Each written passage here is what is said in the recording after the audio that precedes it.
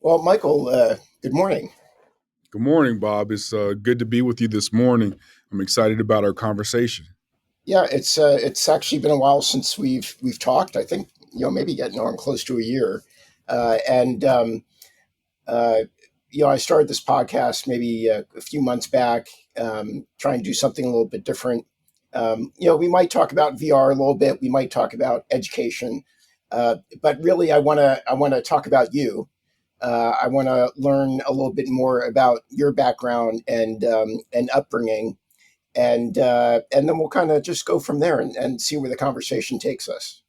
Sure. I mean that sounds like a easy set of skis to get on this morning. And so I know actually very little about you beyond your work at Motlow. Tell me a little bit about your. I don't know where you grew up. I don't know your family background. So if you're comfortable, share some of that. Sure, sure. Well, I'm from an agrarian and industrial family, and I like to clarify that because I've graduated to the digital and the gig and the emerging tech space. So my grandfather worked as a manager foreman of janitors at a local veterans hospital in Richmond, Virginia, among other things that he did. And my grandmother actually was someone who cleaned homes for the wealthy or well-to-do or who could afford it in Richmond, Virginia. But both of them, specifically my grandmother, which I know more about, was actually from Dinwiddie County in Virginia, Petersburg area, which in the southeast we call that area the country. Farms. The family had a 400-acre farm during the time that she grew up before she was the first of nine siblings to move to the city of Richmond and start a family. My mother actually um, is a person who's worked in several industrial jobs. The one that people will most be familiar with was probably Philip Morris, one of the larger employers in the city of Richmond and the greater Commonwealth state of Virginia in that area. Uh, Literally made cigarettes, and prior to that, actually worked in a morgue. So as a kid, I played in the morgue. Bob, I know that sounds a little ominous, but I learned that life isn't forever, so you better get busy doing whatever you're going to do. How Um, long did she work at Philip Morris? I worked at Philip Morris probably a good 15, 16 years. And in the factory side of things? Yeah, in the factory side of things, quality checks. So, all of my friends who were always asking me, man, why are you worried about the details? Because I had to hear about the details at home. And she's a very detail oriented human. So she And so passed. I'm just a little curious. Well, was she a smoker herself? What was her after her time at Philip Morris? What was her reflection on working in tobacco? Yeah. So she thought that, and one, she was a smoker while at Philip Morris, Benson and Hedges. I remember those boxes being at my house by the carton. Um, but afterwards, she stopped smoking, and the smell of tobacco, obviously, because if anyone's ever taken a tour or been around tobacco fields or drying barns of tobacco, it's a very rich and thick scent. Uh, she can't stand to be around it anymore. Um, but while doing it, uh, great job, great pay, and was able to raise a little kid off of it. So I think she was okay with it. Okay. Uh, And you had siblings? no, I'm the only child. You're an Uh, only child. Okay. yeah, yeah, Bob. My mom said she got it right the first time, so there's no need to no need to have any more. Right. Why perfection the first time around? Why roll the dice? Right, right, right. And if I can add, was your father around growing up, or No, no, no. It's just my mom and I. It's always been that way, uh, and there's nothing wrong with that. Sometimes it takes a woman to raise a man, and so I think she did the best job she could, and I turned out pretty good. I think I'm yeah, yeah, yeah, I'm pretty doing good. all right. So you only knew your mother's parents. Correct. Okay, and her parents grew up in the Richmond area as well. So you're kind of a third generation Richmond, Virginia. Yes. Okay. Yes. Right out of the if people are familiar with visiting the Richmond metro area, north side, and it's the Church Hill, Chimerazel area, right near Broad Street, um, literally up the street from MCV, the Medical College of Virginia, Virginia Commonwealth University, and Virginia State University, one of the HBCUs in the state. So what kind of kid were you growing up? Were you a bookworm? Were you playing sports? All of the above? Getting into trouble? All of the above, with the exception to the last one. So I would say that I was participatory in everything that everyone else did, but smart enough not to be someplace where people would get caught doing these quote unquote shenanigans. I'm the kid that would throw rocks. I've washed neighbors' cars in mud because I didn't know any better and I thought it was funny. No, but nothing crazy, nothing notorious. Uh, just a young boy with his friends who were boys running around neighborhoods in Richmond, Virginia. The worst thing I think I ever did was probably I used to love to throw rocks. I don't know what it is about throwing rocks and being a boy or a young girl, but Oh, skipping stones, maybe. yeah, it just enjoyed it. But we would have rock fights where we would actually take the lids off of the aluminum trash cans, and those would be our shields. Um, that goes to the mindset of being that small and not understanding that you're not, and you can break, you can bleed, and it does hurt. So those were some of my most fun things I did as I guess, a tiny hooligan running around with my buddies. Nothing crazy. That's probably the worst as it got. And so now you were in the military, and so did you go into the Air Force out of high school, or what was the road to there, and why? Yeah, that's a really good question. I wasn't forced into it, but I was choiced into it. Out of coming out of high school, I had a full grant and aid athletic scholarship to several universities. So the Division I dream and all that good stuff. And I started off in Bowie's Creek, North Carolina, at Campbell University, uh, going to school, majoring in mass communications initially, and playing on the men's basketball team. Um, Basketball. sometime, yep, basketball. You're Yep. not that tall. Tall enough, fast enough, and athletic Were you a enough. guard? The point guard. So Point guard. uh, I think that in some instances, the alliance of quote unquote presidenting or leading that comes in part by way of doing the same thing on a basketball team. Not necessarily worried about my own specific stats, but don't turn it over. Give it to people in good positions.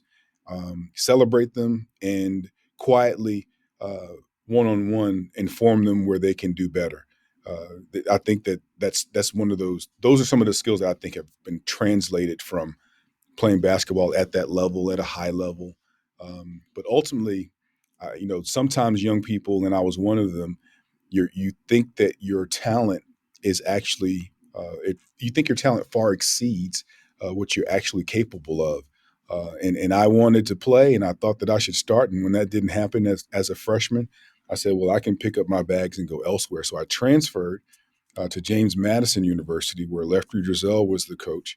Chuck Driesell was on the staff, and Rip Shearer was the head men's football coach. So I played football and basketball in high Wow. school, and And basketball was Division I, and football Division II. Division I. Division I. Okay. James Madison was Division I. Yeah, yeah. Okay. So um, I quickly discovered that they were bigger and faster, and it hurt. And I really wasn't interested in doing that either. So I came home after that first full year of school, having been at two schools and trying to figure myself out. And my mother suggested the following three edicts: you can go to work, you can find another school to go to, or you can join the military. And my family has a long history of being in the armed services. So I think I walked myself down to the recruiting station and met with the Air Force sergeant a week or two later and got my date of departure for December 7th, 1992. And the rest is history, as they say. So you finished about 2 years of undergrad and then went into the Air Force. So one year of undergrad, and then went into the Air Force, where I spent 4 years at Elmendorf Air Force Base, in between stops at Lackland and Wichita Falls, Shepherd Air Force Base, and luckily, I wasn't in love with playing basketball as I once was, but I kept playing, and I got a second chance to play and go to school at no cost with a full grant and aid to South Dakota State University after being in the Air Force for that time in Alaska. So the things that are supposed to work out, as they say, they work out. And I'm really thankful and grateful and fortunate that I had the opportunity to do it. So tell me a little bit about how did you like Anchorage? If I could have stayed at the University of Alaska Anchorage, I would have stayed there, and I probably would still be there. I enjoy the outdoors, and obviously Alaska is the great outdoors, places you can still homestead. I loved every minute of it up there. The Inuit local folks were great. I got a chance to travel the entirety of the state, including some of the chain islands, but yeah, but also spending time out at Point Barrow. The Air Force had a base basketball team, and then the state of Alaska had a men's AAU team, and they would allow us to travel and used basketball as goodwill. So we do cool things like go to people's schools and read to them in the out in the bush, as they would call it. And I actually think I was one of the first people on our team to jump into the water when they cut a hole in it. I forget what they call it, but you jump into the lake in the middle of the winter. Yeah. It's really silly to do it, but I did it. It was a cool thing. And I was like, man, if I don't do it, no one else will. So I've got a lot of great experiences. And then recognizing the cost of the loaf of bread, Bob. I know it's a strange thing to remember, but I remember being in Point Barrow in 1993 and going into a store because I wanted to make a peanut butter and jelly sandwich, and the bread was like $7. Yeah. Yeah. Yeah. No, I made it as far as Coldfoot. Uh, Okay. I guess about halfway between Fairbanks and Prudhoe Bay. Yes. So a long time ago, actually not almost around that period. My wife and I drove cross country and up the Alcan. Yeah. Yeah, it was a great trip, and yeah, can't loved Anchorage, loved Fairbanks. So did you guys take the highway up all the way, or did you jump at take the barge over from Bellingham, Washington? No, we took it up all the way up through British Columbia and the Yukon. We did take the we took the barge back from maybe it was Skagway to Bellingham, um, and that was that was an interesting trip. We didn't have a private room; we were sleeping on the floor, and I Oh don't yeah. know if that was, it was not the best experience, but and I remember we remember there were a whole bunch of German tourists and a lot of drinking and I understand. I've had I've had similar experiences. Similar experiences. and then I had we had when I was at Conservation International we had there was a big wilderness congress in Anchorage that I went back for. So yeah, loved it up there. We would love to just far. I mean, not that far really to fly, but it's just it seems like a long way, and need to go back regularly. But I think the weather up there is getting really strange as well at the last 10 years. Yeah, it's a lot different. One of the transitions that you have when you first come from the lower 48 and end up there is that the full days where there's just sunlight, and then as it gets colder, it being dark for extended periods. You wake up, it's dark. You get off work, it's dark. And that messes with folks. Alcadian, was it Arcadian? Your circadian Circadian. rhythms, Yeah. your circadian rhythms, and I remember staying up all night because it's light, and then it's 6:30. It's like, oh, I didn't go to sleep. It's time to go to work, and that didn't fare well for the work that I had to do, and being a sleepy airman. So there are lots of nuances that you have to pick up on. Going up there and doing any kind of work. The Alaska pipeline was a big thing at the time, and then also the work that they did. I think it was Valdez. All of the oil and natural resources that are mined or cut Yeah. from Actually, the what year rich. was the Valdez accident? Was that before or after '92? That was before, I After, think. it was before. That was before '92. That was before Okay. '92. Yeah, but Um, eh, just Go ahead. no. Just really great experiences up there. Really good people. And unfortunately, when I left in '96, I have not returned. But I did. I have kept in touch with some folks though. You haven't taken your family to Alaska yet. No, no. We've gone the other way. We've been to Slavic countries like Poland and um, the Ukraine. Almost almost 20 years ago now. We used to go back there every 5 years up until COVID interrupted that rhythm. So we're due a trip here sometime soon. And how was South Dakota? Uh, I always say that South Dakota is where I became a man. I thought it was going to be Alaskan in the military experience, but uh, being in the plains and the sensibilities of Midwesterners is as unique as it is if you're from the North or the South or the West, et cetera, et cetera. Uh, but the common sense of hard work, trust, you have to be true to your word. Not that I didn't pick those things up in other places, but watching people live them, from bankers to janitors, having the chance to participate in local governance, um, gave me a different perspective and respect for, I guess, that leads up to the work that I get to enjoy during the day with people. So I thoroughly enjoyed it. We were very successful as a team. South Dakota State Jackrabbits, go Rabbits! For anyone listening to it, great, great experience there. With the normal hiccups, growing pains of being an individual by yourself and figuring it out like all kids do as they're going to school. But I had the luxury of having 4 years of experience behind me in a pretty high stress environment. So it made the transition a lot easier than coming from high school to college, but got me prepped for the rest of my life, I would say. What was the I actually don't haven't talked to that many people that have played Division I sports in college. I mean, what was the pressure of of Division I basketball in South Dakota and balancing academics? Um, and just kind of curious how you manage that, and was it a problem or not? Well, the variance I would say for any collegiate athlete is uh, the levels do impact expectations.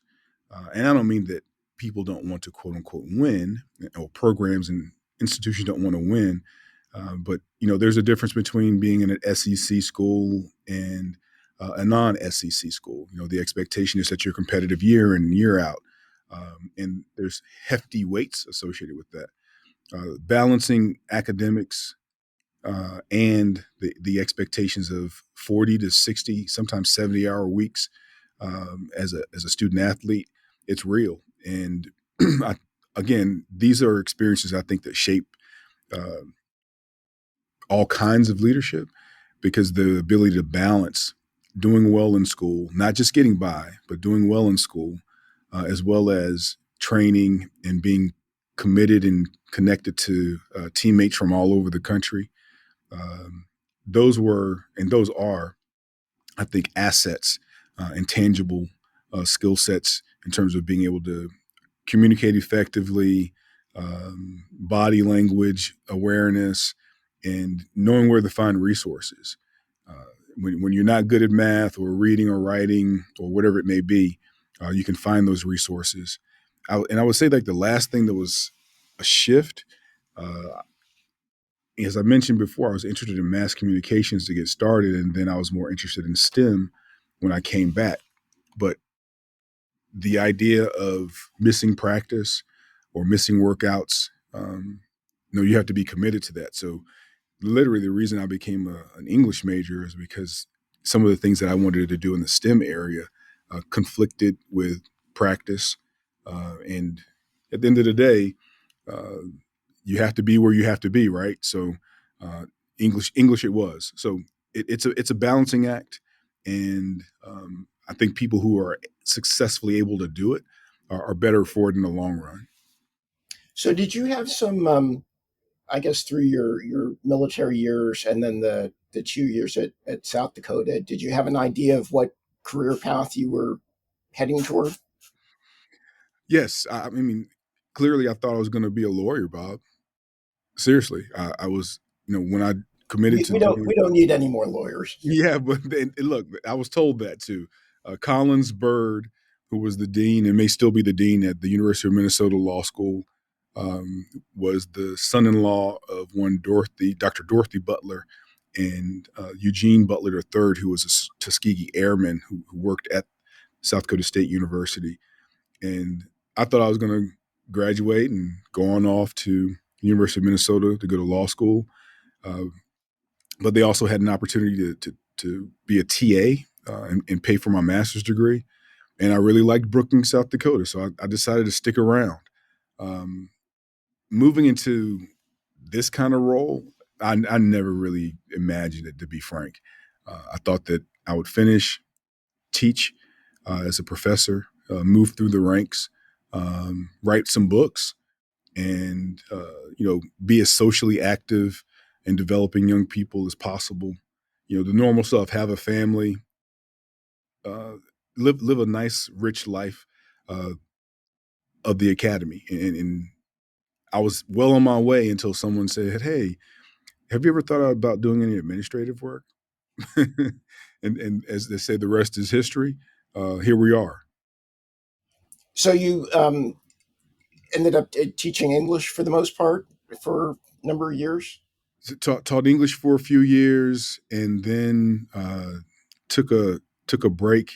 Was very interested in coaching basketball post finishing my master's degree, and I ended up spending some time with Kevin Eastman, who played at the University of Richmond, coached the Boston Celtics World Championship team at one point.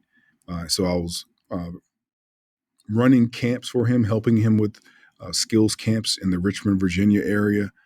Then I get a call from my high school coach, Mike Sutton, uh, asking if I was interested in being on his staff at Tennessee Tech University.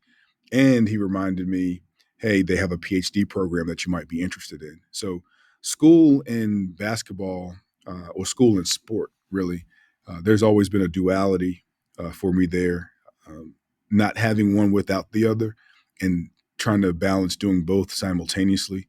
So I agreed to do that and ended up at Tennessee Tech University coaching the Golden Eagles as a person that it was mostly in a support role. But, that's part of it as well, and not necessarily being on the floor coaching. You got to earn your stripes, as they say. But I also got into that Ph.D. program at Tennessee Tech in 2002 and worked my way through that before going over to Poland for a little while.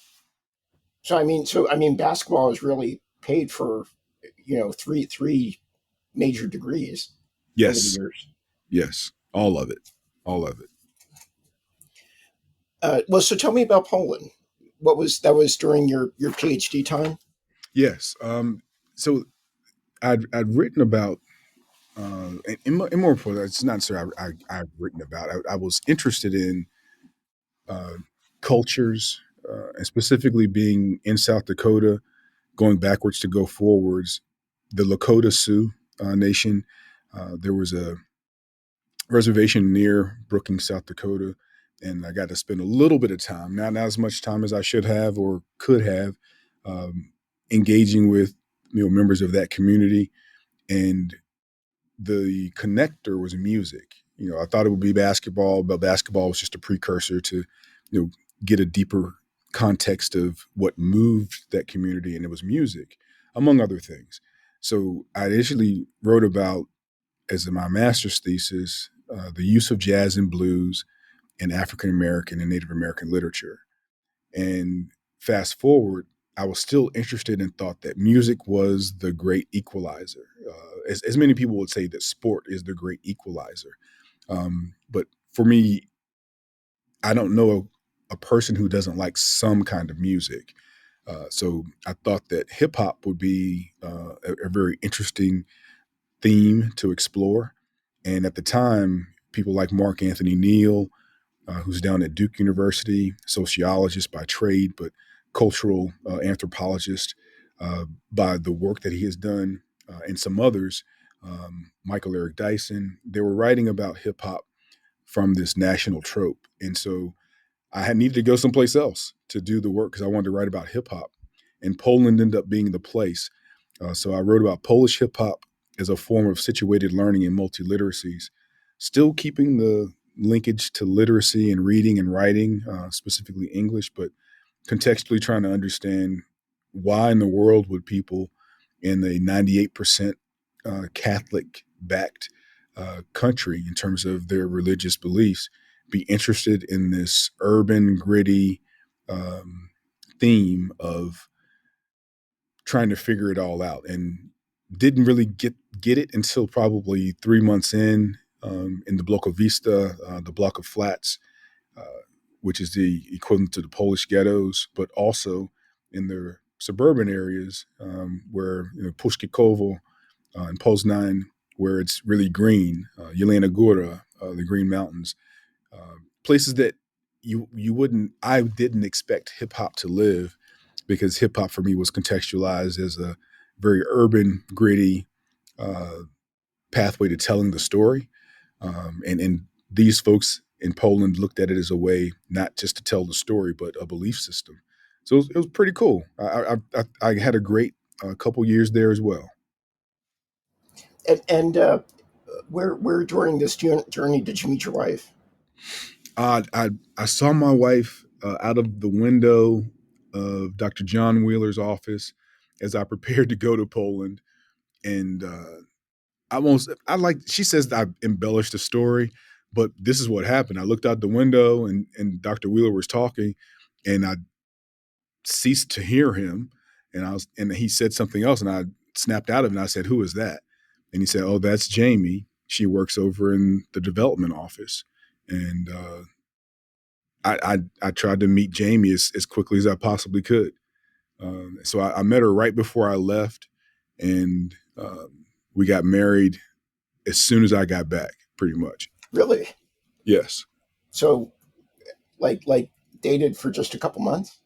No, no, no. So I was in Poland I went over in the summer in '04, then went back again in '05, came back to the US in '06, '05, '06, and she moved to Pennsylvania, where I landed my first full time job in academia, uh, in the academic area, and got married 6 months later in June. Okay. And so I guess that kind of takes us to almost around the time of the financial downturn. Right. But it sounds like you landed before then, uh, at least somewhere where to have some stability. So that was in the Lehigh Valley. Actually, I started off at Keystone College first, in La Plume, Pennsylvania, just north of Clark Summit, north of Scranton, Pennsylvania. Everyone will notice that if they are interested or know the office, Scranton, PA, Dunder Mifflin Paper Company, that is a real thing, and they used to host Thursday night gatherings at the top of that building. But started there, and was in student affairs first, assistant dean of students, before I transitioned into an assistant professor of early childhood education. So let's. let's shift the conversation maybe now to education. And I mean, there are so many different directions we could go on this topic, and I'm not quite sure which direction to go. You've now been president of Motlow State for 8 years, Correct. and you went through a number of different kind of administrative positions to get there. And I'm assuming now, with that 8 years, you've learned a huge amount about the higher education academic world, the finances behind it, how it works, um, the the progress of early education through secondary, through to higher ed. What have you learned? What's well, what's working and what's not working? I mean, I think we're Yeah. at a very interesting point in in the economy, and where we are in job development. I mean, there's now the cost of college has been harped on quite heavily for a few years now. Uh, Right. the focus on uh, more technical colleges, more uh, training for you know quote unquote blue collar jobs, more emphasis on that, uh, and but we are still kind of falling behind at a global level when compared to other countries when it comes Yeah. to reading, writing, arithmetic. I mean, it's amazing, that America keeps its lead with the research and the work that comes out of Silicon Valley for the most part. Um, Apart from that, be interesting. Where would we be in the global economy? Yeah. I mean, I'll start there, Bob, because I think that's a one. It's a we are, as you said, at an inflection point as a country in relation to uh, what does it mean to lead on a global scale. And we do have Silicon Valley. We do have the work that takes place at Arizona State University in terms of delivering education in a flexible, formidable, formidable way. Southern New Hampshire has been a great example of that. So is Western Governors University has been a great example of that. We have the MITs of the world that churn out high level logical reasoning technology as a bent, but it's really mathematically inclined. And that's given us the ability to scale some things. And then I think that in not trying to give it as an answer, but one of the reasons I think that we as a country continue to lead is because of the entrepreneurial spirit of the young folks who are making magic happen with emerging platforms. And they're not always technology. They could be regional or reasonable ways to go about manufacturing and adding the digital bent or the emerging technology slant to some already existing practices from industrial or agrarian backgrounds. Um, this concept of where we will reside, I think Huntsville, Alabama, Nashville, Tennessee, and we don't call it a research triangle in the Southeast like they do in North Carolina with North Carolina State, Chapel Hill, Duke, and Wake Forest being on the outskirts of that. But between Vanderbilt, Middle Tennessee State University, University of Alabama, Huntsville, University of Tennessee Southern, and then bisecting going northeast, we have access to the University of Tennessee Space Center, University of Tennessee Knoxville, and then ultimately community and technical colleges within the Tennessee Board of Regents system. Tennessee Technological University is also included in that triangle. So this idea of replicating and again, this isn't an answer, but it's a perspective. We have an opportunity to create something unique. Stretching all the way to Bristol, where East Tennessee State University is, by creating a triangle that stretches out like that based on the work that's needed in the Appalachia uh, mountains, and supporting the emergent industries that are behind screens and use software, but absolutely need people power and can't just simply rely on, uh, in some instances, the bazooka of AI that people are trying to espouse as this is going to solve everything. It will not solve everything. I don't know that there's one thing that solves everything, but it will be a component, an important component in how we train, develop over the lifespan of people, because I think we're all recognizing now that higher education's responsibility has always been to prepare people to impact their economies post graduation. But now we recognize that jobs are going to expand and swell quickly. What you do when you first get hired, it could change within 180 days, and you're expected to pick up a couple of new skills to keep emerging and growing with the talent pool and the expectations of your duties and responsibilities in organizations. Um, Well, I'm curious to hear your thoughts about. I mean, we go on an AI for a while. Um, we've been running.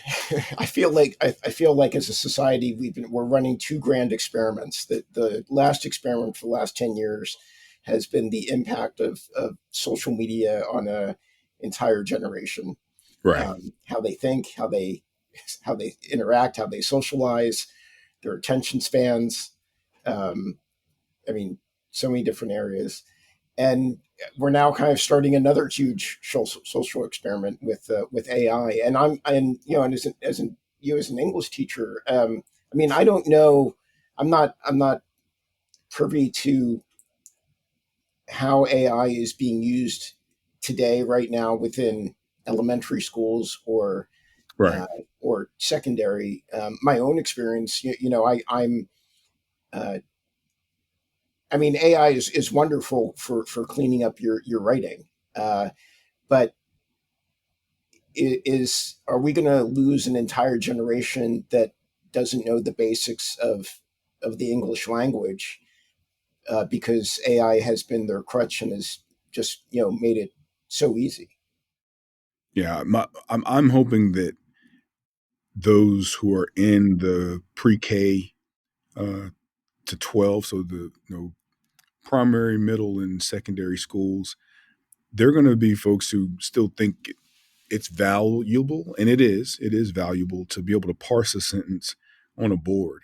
And whether that board's a whiteboard or it's a generated software platform that allows you to parse sentences, being able to just deconstruct the language is just as important as being able to construct the language. You have to know the parts, you have to know the practices, and you have to know the principles of language. Without language, you know, can we do anything?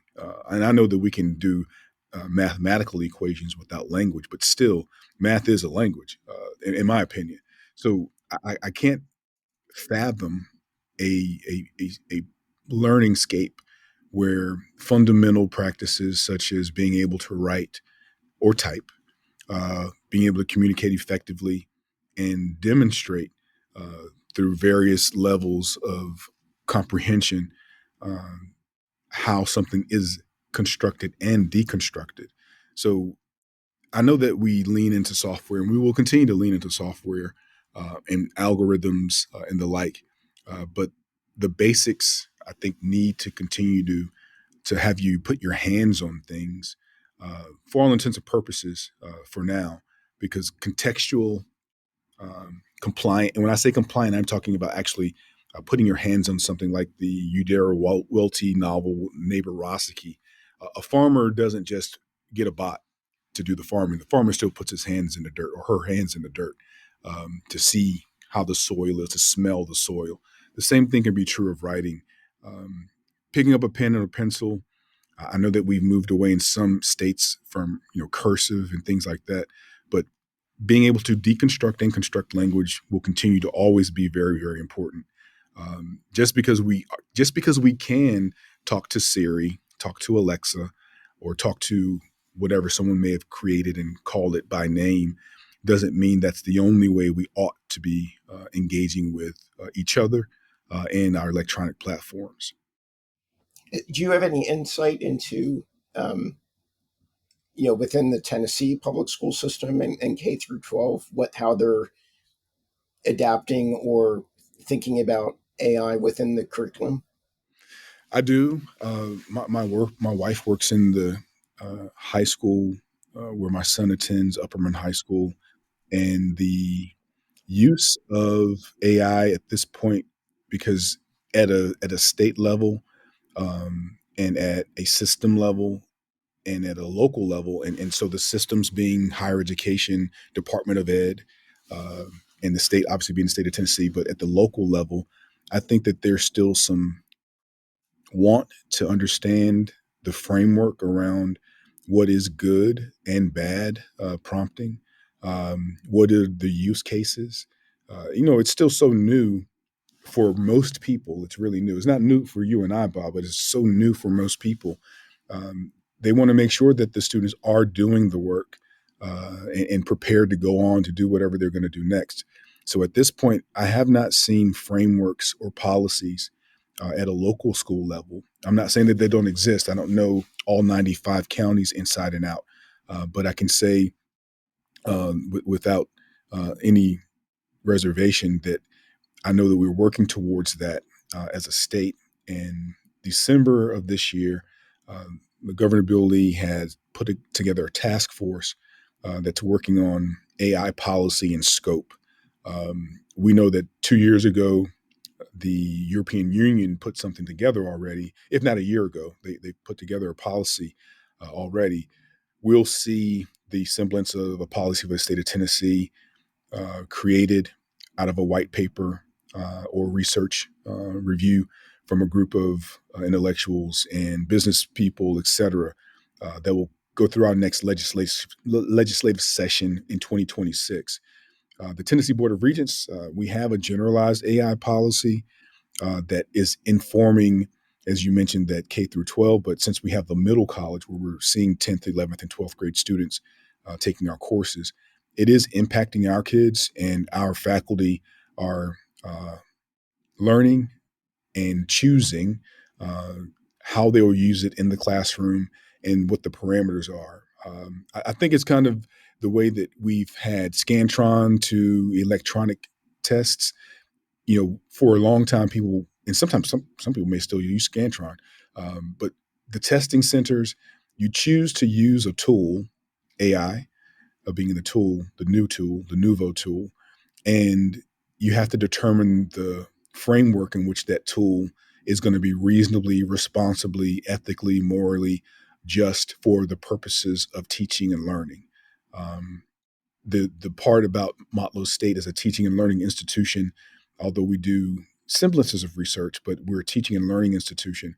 So for us, painting that picture with the K through 12 is to make sure that we are reflective in what they're going to do so that we don't prepare those students or expect those students to come into Motlow with an expectation that we're not meeting the mark when they get here. So at this time, we're just in a hurry up and wait mode, but still moving forward. Have any of the large AI companies come to offer their platform to all the students and faculty? I mean, Anthropic has made a pretty big push, um, and has been deploying Claude Pro uh, to a host of universities, including Champlain, where I teach. And Mhm. so I'm curious. Yeah, well, we haven't heard directly from, or I haven't. Maybe my CIO has heard from our group. I have, as usual, how I like to move around. So I've been engaging with as many people uh, who are part of the larger bodies like OpenAI, Anthropic, Perplexity. Anthropic does Claude, and Perplexity and others. But I'm also interested in, I won't call them boutique. I'll just call them specialized, where they can come and actually build out what we need to have in house, so we can make sure that it works for us as an organization based on how we work, and not a universal umbrella to where they can. pieces and widgets together that meet everybody's need. Like I really want it to be customized to the men and women and the students that work at our institution. So that's what we've been exploring, and I'm hopeful that our call this afternoon is going to lead to us being able to pull the trigger and move forward with some opportunities. Okay. Um, you and I, originally met through, the use of virtual reality and applied VR within for teaching and for nurse training. It's a very strange inflection point as well for the immersive technology industry, whether it's virtual reality or augmented reality, and I think AI has taken a lot of the wind, uh, out of VR, and unfortunately we're losing more options for headset hardware, um, and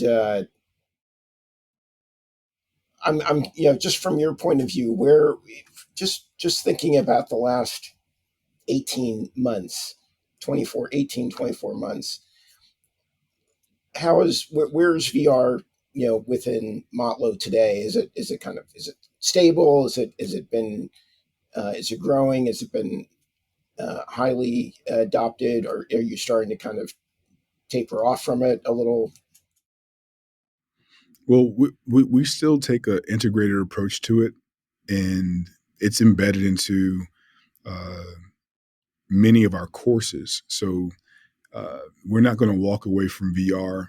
We see the commonly, if you're in the industry and you're making your bones off of a particular area or particular platforms, you may have seen it as an assault on VR. You know how AI has been proliferated or is proliferating everything. We're seeing it as an opportunity for us to infuse um, it further. And when I say it, I mean AI into VR, MR, XR, AR, because the idea of training pilots, which is an area of emphasis for us, aviation, we're using VR platforms and simulated training spaces to still provide hours, FAA rated hours for those who can't get up in planes but may have some downtime. We're also using VR and injecting AI into it with our vision systems and our robotics and mechatronics and EV labs, where we're training folks to identify and work on problems and solutions for cars, trucks, and technology that could be in the warehouse to a vehicle at the tier one and OEM level. We're also looking at how VR can be leveraged to train folks who are far away in our distilling program, to be able to see it and be in the same space with a rendering of one of the master distillers, potentially, or owner of one of the recognized distilleries within the state of Tennessee, or the Tennessee Guild cohort consortia. So we continue to see that as a viable platform, i.e., VR as a viable platform, not only for instruction, but also for simulated training environments. It is one of the most cost effective and safest spaces to make mistakes, to determine if the math is right, literally, if things will work or if they won't work. So I don't ever see us moving away from it. We just look at AI plus VR plus in the future quantum and or further spatial computing, how that can impact and prepare us as an institution to support the needs of industry and communities that we're serving. Fantastic. Um, I guess maybe as a way to wrap up, as you're kind of preparing for the next academic year, what are you excited about for the next 12 months? I'm excited about I always get excited about the enrollment push. This next 60 days is always important to all institutions, no matter they're big, little, small, medium sized. Um, I get refreshed on an annual basis, meeting new people, new students, parents, post orientation or prior to their orientation to the institution. So I'm always excited because the most important part of all of this is about people. It's about the student. It's about the trainee. And that's where I start every day. I think that's why I get up still excited about, okay, who do I get to meet today? What do we get to do together today? Programmatically, we are launching our distilling program this fall, with support from the Tennessee Distillers Guild, but principally Uncle Nearest Whiskey and Jack Daniel. And we hope to continue to expand on the spirits industry and maybe move into some other areas as supported and directed by our partners to help continue to build and support an important ecosystem and industry for the state of Tennessee. We're engaging in some nuanced programs that I think are important, but may not be as, I don't know, but I don't want to use the word sexy here because I don't know if people get that, but invigorating. I'm interested in the arts area. We've dug really heavily into the science, technology, engineering, mathematics, and aviation area the first 8 years here. So the next focus areas will be things like gospel choir, trying to build a recording studio, leather making, or working with tools that it's not whittling, but it is tied to craftsmanship. Those are some areas of interest. And Bob, we have a unique service area because we're around so many lakes and airports. So conceptually, having conversations with chambers of commerce, the state of Tennessee, local communities about aerotropolises, where we build appropriately sized cities that infuse economic and community development into rural areas through building around these smaller airports. And then the idea of these lakes as additional spaces to build economic impact for those who formerly farmed or logged, et cetera, in some capacity, to be able to create livable wages so folks don't feel that they need to leave for cities. And the last part is probably, how do we take the emerging technology platforms such as VR, such as AI, such as the various forms of compute, and make sure that rural kids are prepared for global jobs. And I hope that I'm saying that right and it resonates not only with you and I, but with the listeners. The concept of making sure that no matter where a person is from or resides or chooses to reside, that there is a way for them to successfully sustain themselves and live the kinds of lives that they would like to live. So that, I guess that's another why or purpose for me over the next several years. Like, how do we make sure that we can frame that and that it remains viable beyond the life cycle of being at an institution or retiring, that this is something that becomes part and parcel of our mission. Well, Michael, it's been a pleasure. I really appreciate you taking time out of your busy day, and I hope you enjoy the rest of the summer. And hopefully, it doesn't get too hot for all of us. It's been brutal so far Yeah. this month. Yeah. Well, Bob, I want to thank you for giving me an opportunity to chat with you. It's always a pleasure. And it's been far too long since we've laid eyes on each other. So when I'm up in DC this next little bit, I'll hopefully you'll be around and have time, and we can connect and break bread and see each other in reality, not just virtually. Well, you come join us in Iceland in November for our seventh European conference. Wow. Please send me the dates. Take care. All right. Take care. Thank you so much.